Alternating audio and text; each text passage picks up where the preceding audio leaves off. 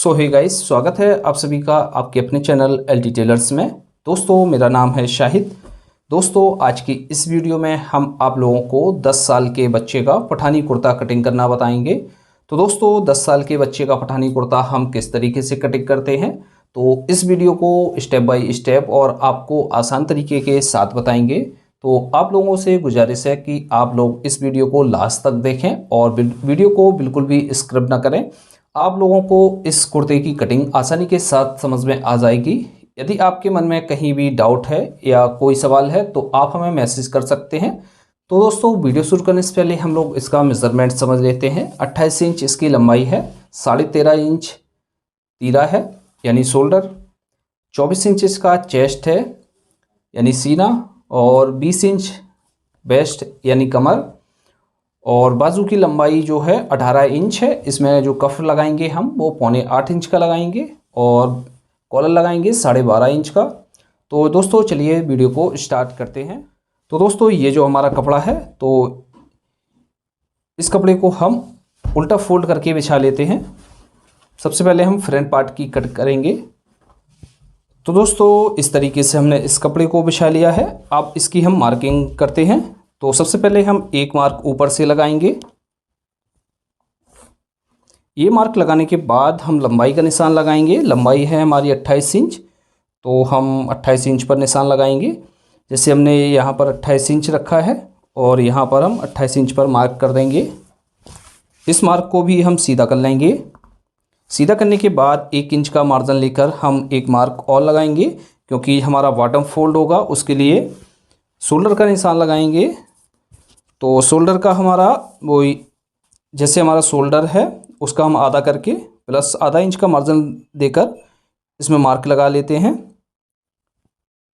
इस तरीके से हाले का मार्क कर लेंगे। तो हाले का मार्क हम यहाँ से लगाएंगे 2.25 इंच पर और यहाँ से 2 इंच पर। आर्मोल का निशान लगाएंगे। आर्मोल का 1/4 करके लगाया जाता है चेस्ट का।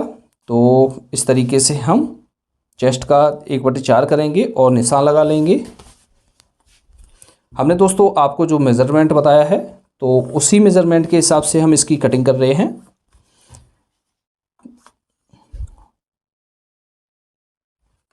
इन मार्कों को हम सीधा कर लेंगे। सीधा करने के बाद हम इसमें शेप दे देंगे। इसका जो हम शोल्डर डाउन करेंगे वो डाउन करेंगे 1 इंच। इसको भी हम सीधा कर लेते हैं और यहाँ से हम 1 इंच अंदर की तरफ निशान लगा लेते हैं। अब इसका जो ताबीज़ बनाएंगे, तो ताबीज़ के लिए हम निशान लगाएंगे। तो इसमें निशान लगाएंगे हम 8.5 इंच पर और आधा इंच मार्जिन छोड़कर हम इसमें निशान लगा लेंगे। सीने का निशान लगाएंगे। जैसे सीना हमारा जितना भी है उसका हम 1/4 भाग करेंगे और प्लस इसमें है 1.5 इंच का, 2.25 इंच का या 2 इंच का मार्जिन ऐड करके निशान लगा लेंगे। तो इस तरीके से हम निशान लगा लेते हैं इसमें। दोस्तों, चाक का निशान लगाएंगे। तो चाक का निशान यहाँ से लगाएंगे हम 11 इंच पर, क्योंकि ये बच्चे का कुर्ता है। यदि आप बड़े कुर्ते की कटिंग कर रहे हैं तो 13 इंच या 14 इंच पर चाक का निशान लगाएंगे। इसको भी हम सीधा कर लेते हैं। जितना ये मार्क हमारा आया हुआ है, इस मार्क को नापेंगे। नापने के बाद इसमें हम आधा इंच मार्जिन ऐड करके यहाँ पर निशान लगा लेंगे और इस वाले निशान से हम जितना नापेंगे, जितना हमारा ये निशान आ रहा है, उससे हम इसमें भी आधा इंच और ऐड करेंगे और नीचे निशान लगा देंगे। आधा इंच से लेके 1.25 इंच तक आप ऐड कर सकते हैं। अब दोस्तों, कमर का निशान लगाएंगे। कमर का निशान हम किस तरीके से लगाते हैं, तो यहाँ से हम मार्क करेंगे 5.5 इंच पर। तो जैसे हमारा ये जो मार्क आ रहा है वो 8 इंच आ रहा है, तो यहाँ पर हम निशान लगाएंगे 7.5 इंच पर।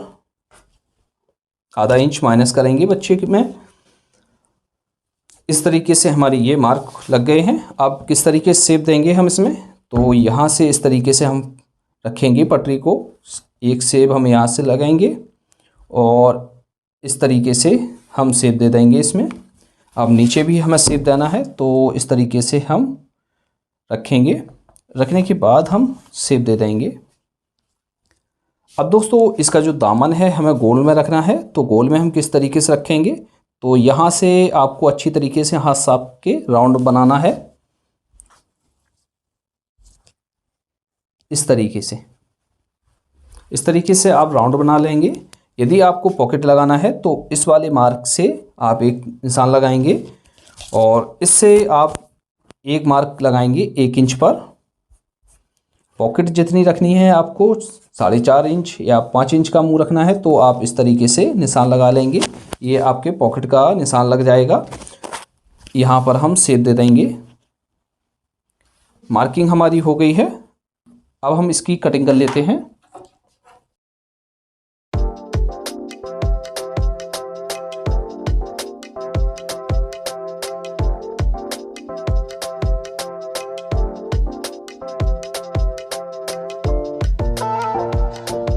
तो दोस्तों इस तरीके से हमने इसकी कटिंग कर ली है। हमने यहाँ पर अभी राउंड नहीं दिया है क्योंकि राउंड हम बाद में देंगे दोनों पार्टों में। इसका बैक पार्ट भी हम कटिंग कर लेंगे, उसके बाद हम दोनों पल्लों को एक साथ में राउंड दे देंगे। तो इस तरीके से हम इसको लपेट के अलग रख लेते हैं। जिस तरीके से हमने फ्रंट पार्ट के लिए कपड़े को बिछाया हुआ था उसी तरीके से हम बैक पार्ट के लिए कपड़े को बिछा लेंगे। तो दोस्तों इस तरीके से हमने ये कपड़ा बिछा लिया है। बिछाने के बाद जो हमने फ्रंट पार्ट का पल्ला कट किया हुआ था उसको हम इसके ऊपर बिछा देंगे। तो दोस्तों इस तरीके से हम पल्ले को बिछा लेंगे। बिछाने के बाद यदि दोस्तों आपको इसमें बैक में तीरा लगाना है तो आप किस तरीके से कटिंग करेंगे, तो हम आपको बता देते हैं। जैसे आपको तीरा लगाना है तो आप यहाँ से मिलाकर भी कटिंग कर सकते हैं तीरे की, और जैसे आपको सल्लग रखना है तो सल्लग आप इस तरीके से यहाँ से रखेंगे।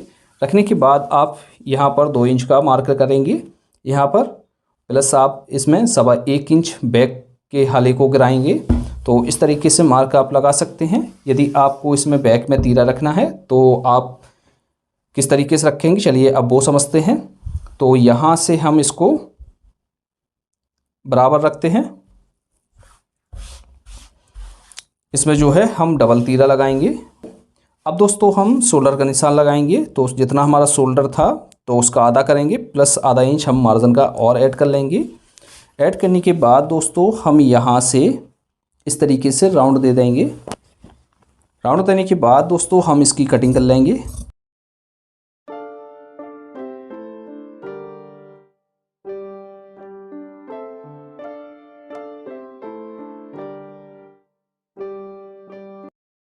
इस तरीके से हम यहाँ पर एक चटका लगा लेंगे। अब दोस्तों हम दामन में किस तरीके से शेप देते हैं, चलिए वो देखते हैं।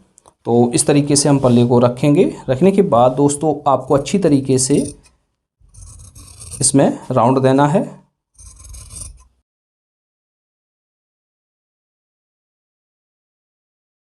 इसमें राउंड दे लिया है। अब यहाँ पर हम चटकी लगा लेते हैं। यहाँ से हमारा बॉटम फोल्ड होगा और ये चटका हमारा है पॉकेट का, तो यहाँ से हम फोल्ड करेंगे इसको। बैक की और फ्रंट की हमारी कटिंग हो गई है। अब दोस्तों हम बैक शोल्डर की कटिंग करेंगे। तो ये जो हमारा बचा हुआ कपड़ा है तो इस तरीके से हम इसको डबल फोल्ड कर लेंगे। फोल्ड करने के बाद एक बार हम इसको और फोल्ड करेंगे। अब जैसे दोस्तों हमने ये वाला जो शोल्डर है वो बराबर काटा हुआ है इस तरीके से। यदि आप छोटा काटेंगे तो इसमें 1 इंच हमारा मार्जिन और ऐड हो जाएगा। तो इसके लिए हम यहाँ पर निशान जो लगाएंगे वो लगाएंगे हम 3 इंच का, और एक मार्क और लगाएंगे 1.25 इंच का।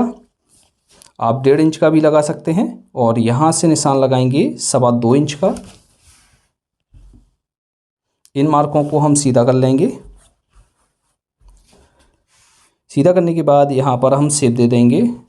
शोल्डर हमारा जितना है उसका हम हाफ करेंगे, प्लस आधा इंच का मार्जिन और ऐड करेंगे। इस तरीके से मार्क करेंगे और यहाँ पर हम शेप दे देंगे। तो इस तरीके से हम शोल्डर की मार्किंग कर लेंगे। इसकी भी हम कटिंग कर लेते हैं।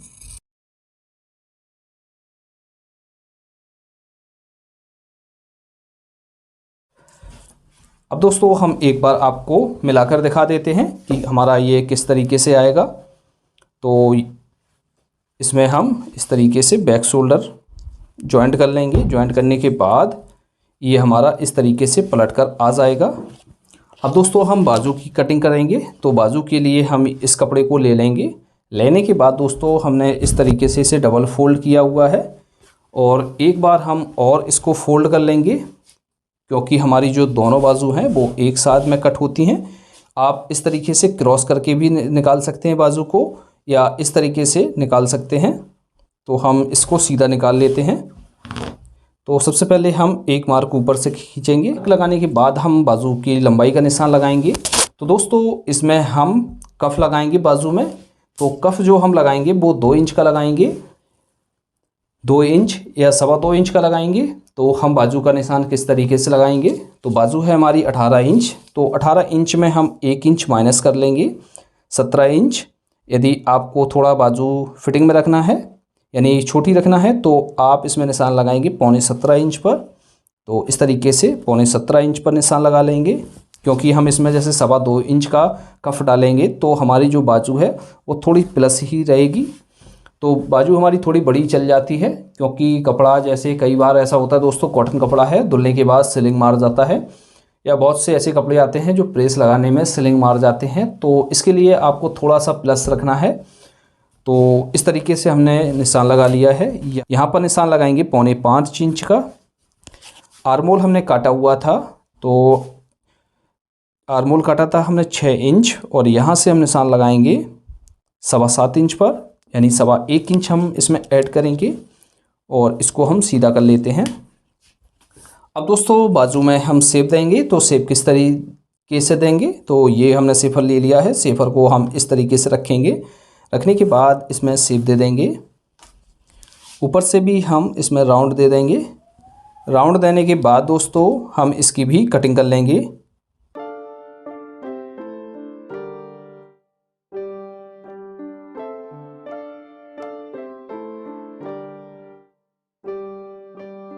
तो इस तरीके से हमने इसकी कटिंग कर ली है। इस बाजू को हम खोलकर बिछाएंगे। बिछाने के बाद दोस्तों हम फ्रंट वाले पार्ट में गड्ढा देते हैं।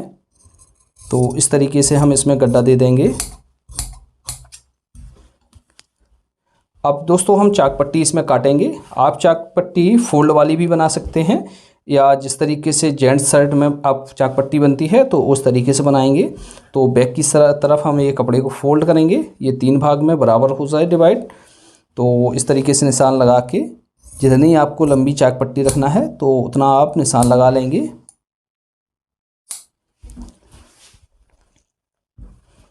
तो इस तरीके से हमारी ये बाजू की कटिंग हो गई है। दोस्तों इस तरीके से हमारे पठानी कुर्ते की कटिंग हो गई है।